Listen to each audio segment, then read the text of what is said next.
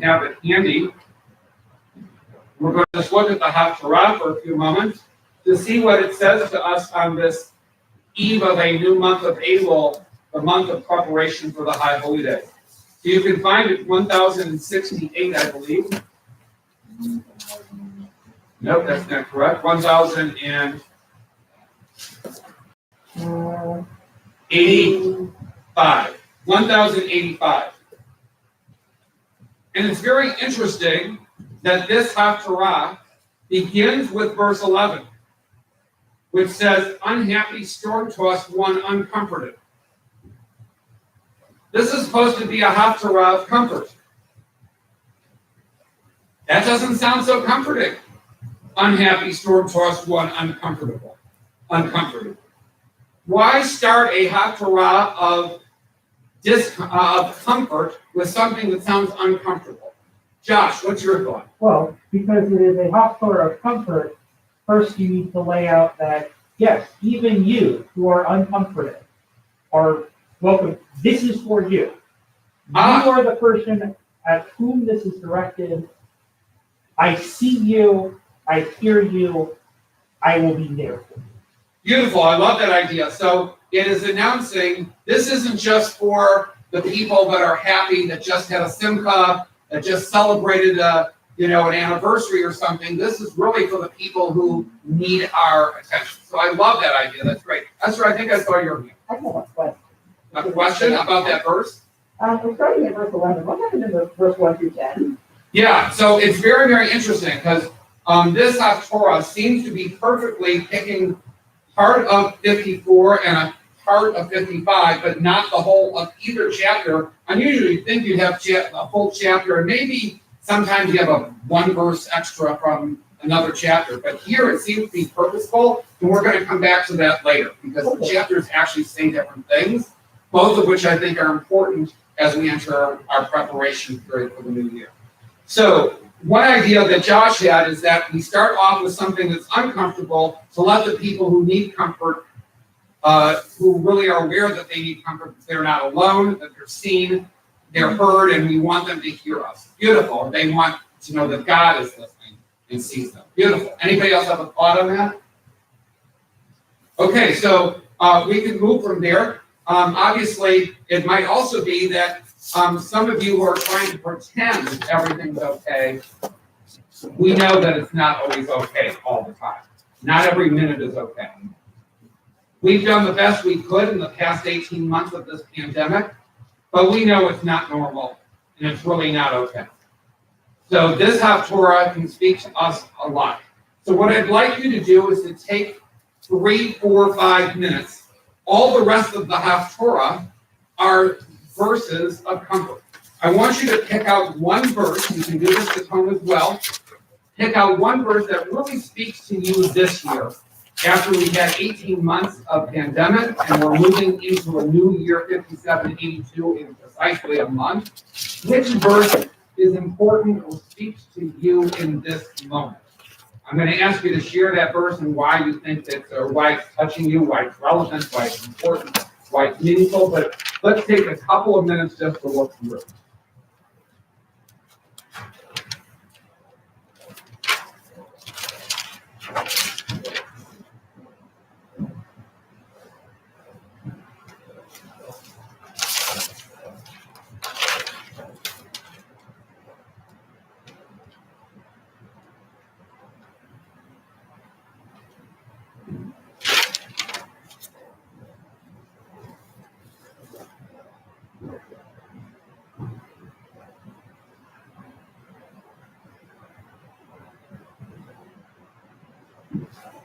Anybody find a verse that sort of speaks to you in this moment? Obviously, we have to interpret a little. Yes. Josh. So, ho, all who are thirsty, come for water, even if you have no money. Come buy food and eat. Buy food without money, wine and milk without cost. Great. So those of you that are following, it's the very first verse of chapter 55 of Isaiah, page 1086, if you have in each kind of permission. Why did that verse speak to you? Because, well, I asked for our food this year, especially during this pandemic. So many were not. I know, especially school children, right? A lot of school children rely on free or reduced meal prices. And with school disrupted, thank God California went out of its way to try and rectify that, but other states in the U.S. did not, and obviously, other poorer countries are just unable to do such a thing. And like food, shelter, clothing, without those, nothing else really matters. And so the idea that anyone who is thirsty, anyone who is hungry, should be able to have that relief without, having to spend money is just a powerful one, especially during the pandemic that's so disrupted, normal food supplies. Beautiful. Thank you for sharing that. And it's really powerful because sometimes it's very hard to get into a good spiritual space and to develop ourselves emotionally and spiritually when we have a lot of worries about our physical safety, security, and food, right?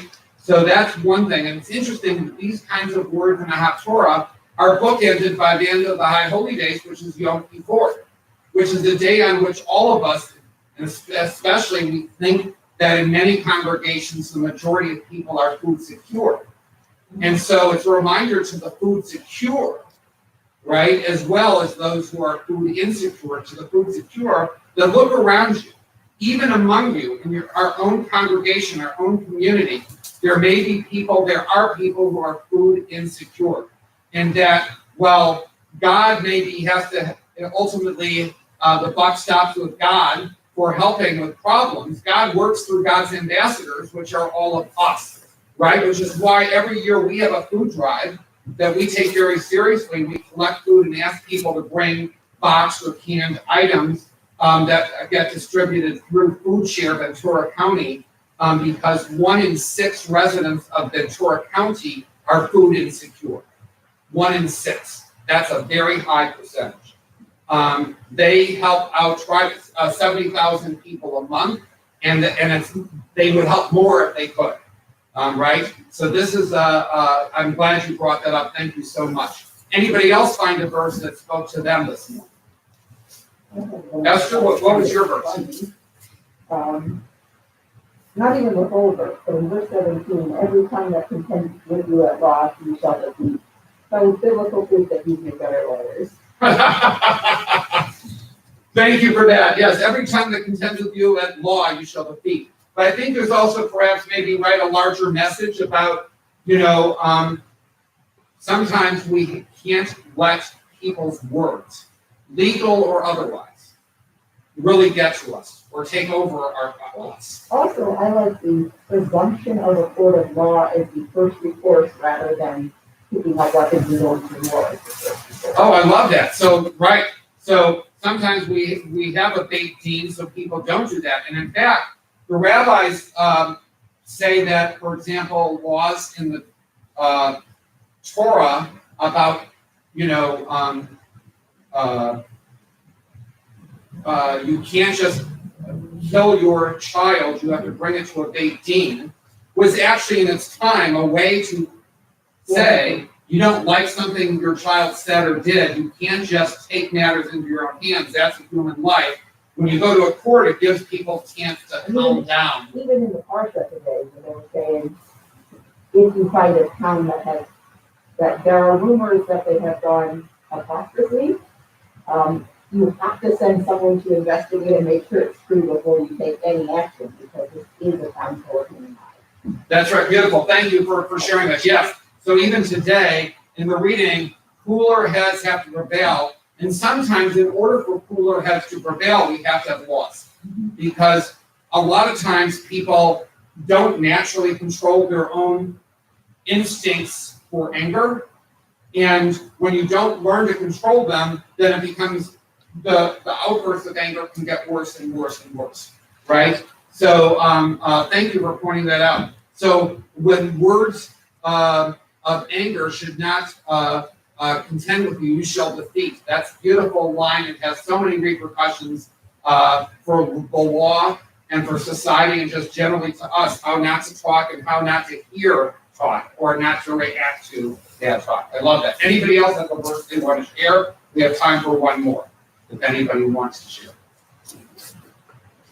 Great. So we're going to move to one final piece of this Haftarah. If you go back to page 1085, in verse 13, V'chol banayach limudei Hashem v'rav shalom b'nayach. We're told that while we might be unhappy, our children will be happy. While we may not currently be happy, our children will be happy.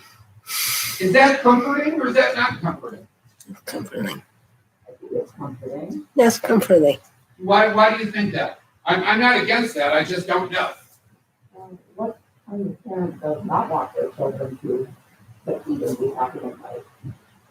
Great. So even though I might be suffering now, right, because this Torah, as Josh told us, it can be aimed at people who are now suffering, maybe just knowing that even though I'm suffering, my children will have it better than I do, might be a source of comfort, as Esther points out. Just sometimes parents want to know that their children will have it easier than they do. And in fact, the generation of Jews that came during the Great Migration to this country from Eastern Europe for a better life, they didn't have a better life. They had a tough life. They were working in sweatshops, and they were working 15, 18 hours a day. There were no child labor laws. So, my mom was named after a great aunt who was killed in the Triangle Fire, Shirtwaist Factory fire. She was 15. She would have been working there had there been child labor laws. And of course, they didn't have safety laws in those days about fire hazards and things like that. So the people who came actually worked hard, but they did it not because they enjoyed necessarily working to the bone. I'm sure they would have liked a little bit of a vacation or a day off or a few less hours to spend more time with their families. But they did it because their children could have a better life. Their children could maybe go to college, even to a city college of New York, whatever it would be. So that's really a beautiful thought.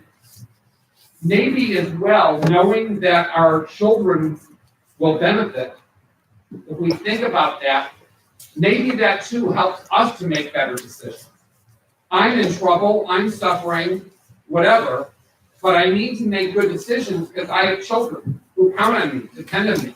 So this prophecy here from Isaiah that tells us about how great the happiness of your children will be, it will be not because the prophet says it, it'll be because the prophet is telling us so that we make better decisions leading into the new year.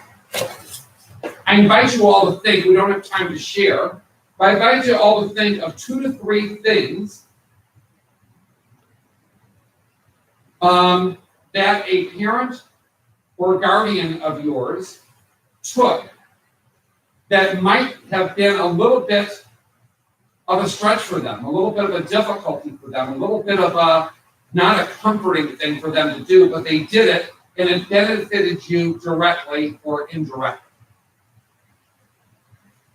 Think of your parents and grandparents, the kinds of sacrifices and difficulties that they undertook to benefit their children, directly or indirectly or both. I'll bet everybody here can think of at least 1 or 2 things very quickly. And then I also invite you to take a moment to think of 2 to 3 things that you have done or might choose to do in the future from which your children that you have or that you might yet have may benefit. What kind of a decision might you make? Even now, even we who are grandparents, what decision might you make that could benefit your children or your grandchildren? I invite you to think about that. They can be Jewish decisions and they can be general decisions. Both could get benefit. Finally, I want to say about this verse that we've been considering from the vantage point of children. This verse actually has a very different reading. A famous Talmudic passage claims that the learned will increase shalom in the world, adding that we should read the word in the verse not as Banaya, your children, but as Bonaya, your builders. Either Banaya, children, or Bonaya, builders, would be a great linguistic counterpoint to the word Avanaya that happens in verse 11, which meant your building blocks. The building stones that here are needed to rebuild Jerusalem, but are the metaphoric building blocks that we need to rebuild our lives so that we have a blessed and sweet new year. Clearly, the reading builders makes more sense than children in this context. And that reading has gained support from the Isaiah text found in the Qumran scrolls, the Dead Sea Scrolls, which demonstrate that Rabbi Hanina's teaching about builders is not a midrash, but what really he considered the actual legitimate reading of the verse. Even if the later Masoretes have fixed our textual reading today as Banaya, children, which is how I read it, but that he believed that the real reading is Bonaya. This may be helpful to understand the shift between 54 and 55 that Esther asked earlier and that I alluded to, that we would get back to. Chapter 54 is about the blessing and comfort that begins when we build or rebuild today. Chapter 55 suggests that there will be further comforts and more idealized living once we've accomplished those tasks. That is, we can't even know what good things might happen in the future until we've done the job that is demanded of us today. That is both a challenge and a comfort, but one that the prophet knows that we are up to doing. So in the month remaining before the new year 5782, what building might you need to do?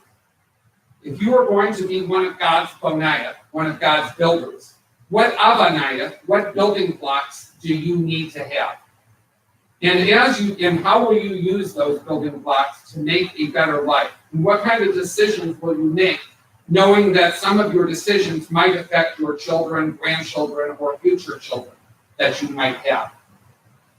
And as you do so, keep in mind that all holy building is not building for oneself, but building for a future, for a better world, for your children and their peers to inhabit. Alabai. Shabbat Shalom.